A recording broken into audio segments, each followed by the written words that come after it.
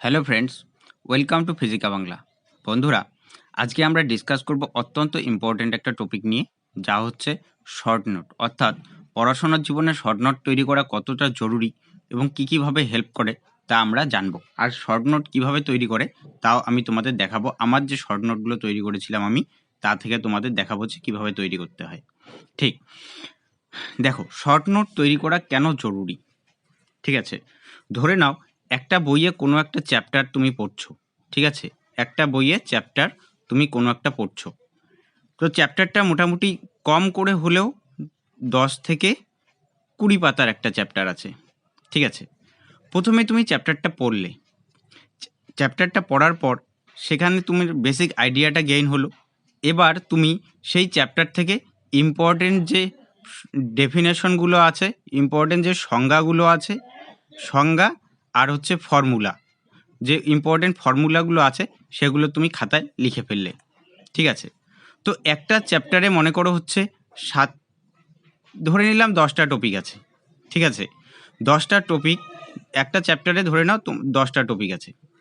সেই 10টা টপিক তুমি তোমার যে শর্ট নোট বানাবে সেই একটা খাতা তৈরি করলে আলাদা করে, আমি সেটা পরে আসছি। দেখো, সেই 10টা টপিক যদি হচ্ছে 10টা টপিকের জন্য 3 লাইন করে ধরলাম, তার মানে 30 লাইন। ঠিক আছে, 10টা টপিকের জন্য কত হলো? 30 লাইন হলো।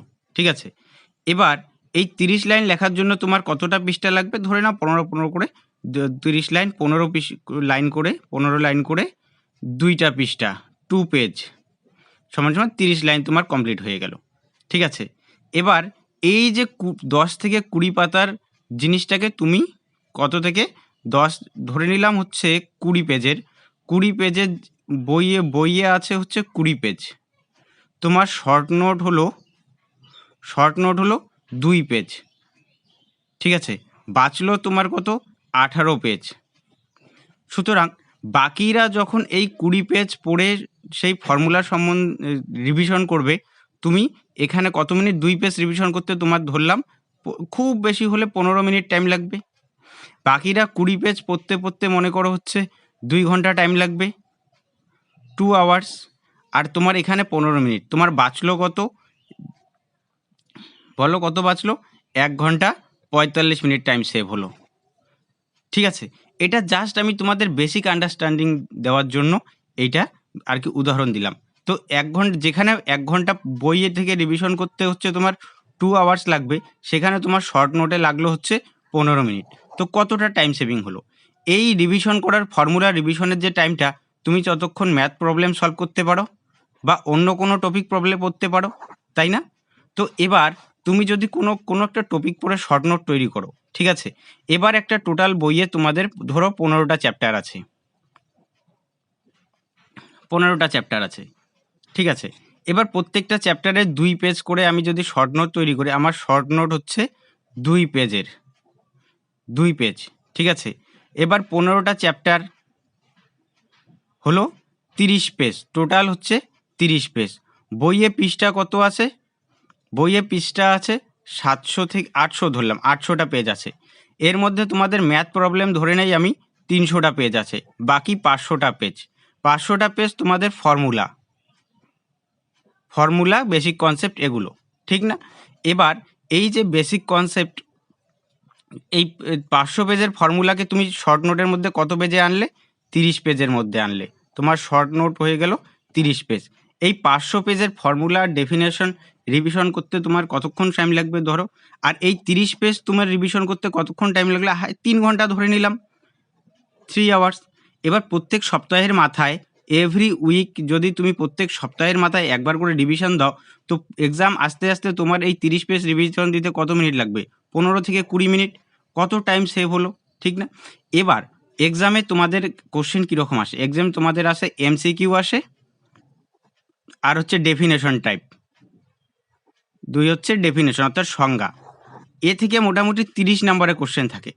এই 30 নম্বরের কোশ্চেন তোমাদের এমসিকিউ আর ফর্মুলা যে ডেফিনেশন যেগুলো আসবে, সেগুলো তোমার এই শর্ট নোট থেকে কভার হয়ে যাবে। এছাড়া তুমি যে ম্যাথামেটিক্যাল প্রবলেম তোমাদের এক্সামে 20 থেকে 25 মার্কসের আসে, সেগুলো কিন্তু এই শর্ট নোটের ফর্মুলা থেকেই আসবে। ঠিক আছে, তো বুঝতে পারলে এবার তোমাদের শর্ট নোট তৈরি করা কত জরুরি, শর্ট নোট তৈরি করা কত জরুরি এক্সাম পারপাসে, তাই না? তো এবার আমি শর্ট নোটের কিছু কিছু কিছু যে বৈশিষ্ট্যগুলো আছে, এক, নিজের ভাষায় যে ডেফিনেশনগুলো লিখবে সেগুলো তোমরা নিজের ভাষায় লিখবে আর খুব শর্ট ফর্মে লিখবে, ঠিক। 2 নাম্বার কি সুবিধা কি, খুব সহজে বোঝা যায়। দেখো বইয়ের ভাষা আর তোমার ভাষার মধ্যে কিন্তু অবশ্যই পার্থক্য থাকবে। এক হচ্ছে মুখস্থ বিদ্যা, 2 হচ্ছে বুঝে বুঝে পড়া। তো এবার যদি বুঝে বুঝে তুমি নিজের ভাষায় ডেফিনেশন বা গুলো লিখে নাও, তো সহজেই তুমি এক চোখের ঝলকে সবকিছু করতে পারবে। 3, সময় বাঁচে। কিভাবে সময় বাঁচে আমি তোমাদের দেখালাম। যেখানে একটা চ্যাপ্টার রিভিশন করতে অন্য কারো 2 ঘন্টা বা 3 ঘন্টা সময় লাগবে, সেখানে একটা চ্যাপ্টার রিভিশন করতে তোমার 10 থেকে 15 মিনিট সময় লাগবে। এটা তোমাকে কি করবে, তোমাকে অন্যান্যদের থেকে কম্পিটিশনে এগিয়ে রাখবে, ঠিক। 4 নাম্বার হচ্ছে রিভিশন সহজ। এবার দেখো, যেখানে বইয়ের 500 পৃষ্ঠা ছিল, সেখানে তোমাদের সেই ফর্মুলার ডেফিনেশন মাত্র 30 পেজের মধ্যে সমস্ত কিছু শেষ হয়ে যাচ্ছে, তাই না? তো এটা তোমাকে কি করবে, রিভিশন খুব সহজ করবে। তো প্রত্যেক সপ্তাহের মাথায় তুমি যদি একবার করে রিভিশন করো, বা তুমি যদি আরও বেশি সময় দিতে পারো আরও ভালো। তো আমি ধরে নিলাম প্রত্যেক সপ্তাহে তুমি একবার করে রিভিশন করছো, তো মাসে রিভিশন হচ্ছে 4 বার।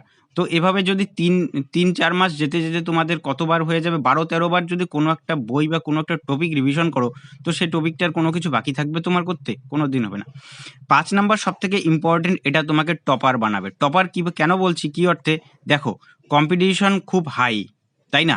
তো কম্পিটিশন খুব হাই, এর জন্য কি করতে হবে, তোমাকে স্মার্ট ওয়ার্ক করতে হবে। তোমার হার্ড ওয়ার্কের পাশাপাশি তোমাকে স্মার্টলি সবকিছু হ্যান্ডেল করতে হবে, ঠিক আছে?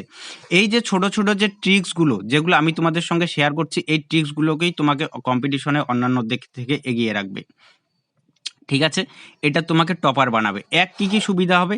এক হচ্ছে সমস্ত ফর্মুলা, সমস্ত ডেফিনেশন অর্থাৎ সংজ্ঞা, সমস্ত ফর্মুলা। 2, তোমাদের ম্যাথ প্রবলেমে যে সমস্ত ফর্মুলা লাগে সেগুলো সব কিছু তোমাদের এই 30 পৃষ্ঠার নোটের মধ্যেই হয়ে যাবে, ঠিক আছে? আর তোমার আলাদা করে রিভিশন করতে লাগবে না, ঠিক আছে? এগুলো সব তোমার শর্ট নোটের মধ্য থেকেই হবে, শর্ট নোটের মধ্য থেকেই হয়ে যাবে, তোমার আলাদা করে বই পড়তে হবে না, ঠিক আছে? তো আজকে আশা করছি যতটুক আলোচনা করেছি তোমাদের খুব কাজে লাগবে। হ্যাঁ, আমি তোমাদের বলতে চাইছিলাম যে কিভাবে শর্ট নোট তৈরি করে তা তোমাদের দেখাবো। দাঁড়াও 1 মিনিট। দেখো আমি তোমাদের বেসিক কনসেপ্ট দেওয়ার জন্য একটা উদাহরণ নিয়ে দেখেছি। দেখো এটা আমার ছিল যখন আমি নেট এক্সামে অ্যাপিয়ার করতাম, তখন আমার হচ্ছে ইলেকট্রোম্যাগনেটিক থিওরির একটা নোট। দেখো এখানে আমি ছোট ছোট কি করেছি, ছোট ছোট যে ফর্মুলাগুলো আছে সেগুলো ছোট ছোট ছোট ছোট করে লিখে নিয়েছি, ঠিক আছে? এটা দেখো 1 পৃষ্ঠা, 2 পৃষ্ঠা,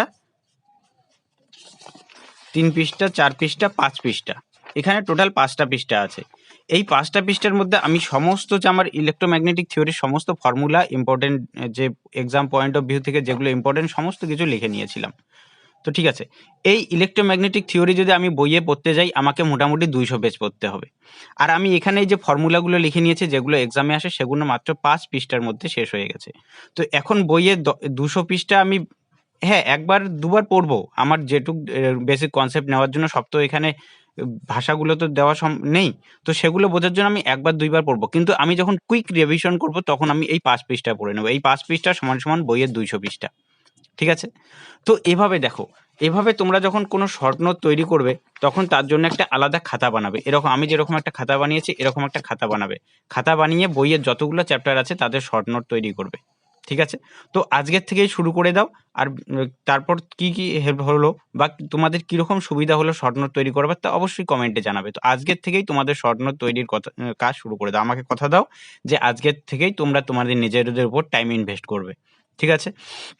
এটা এমন কিছু নয়, 10 থেকে 15 মিনিট সময় দিলে প্রতিদিন একটা করে চ্যাপ্টার তৈরি হয়ে যাবে। ঠিক আছে?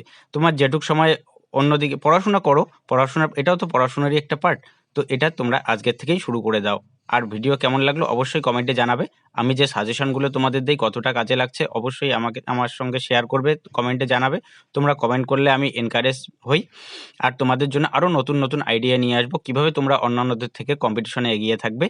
তো চ্যানেলকে অবশ্যই সবার সঙ্গে শেয়ার করবে। তোমাদের বন্ধুদের আমাদের ফ্যামিলিতে যুক্ত করে নাও, তাদের সাবস্ক্রাইব করতে বলো, বন্ধুদের সঙ্গে শেয়ার করো। আর দেখা হচ্ছে পরবর্তী ভিডিওতে অন্য কোনো নতুন কনসেপ্ট নিয়ে। ততক্ষণের জন্য ভালো থেকো, সুস্থ থেকো। ধন্যবাদ।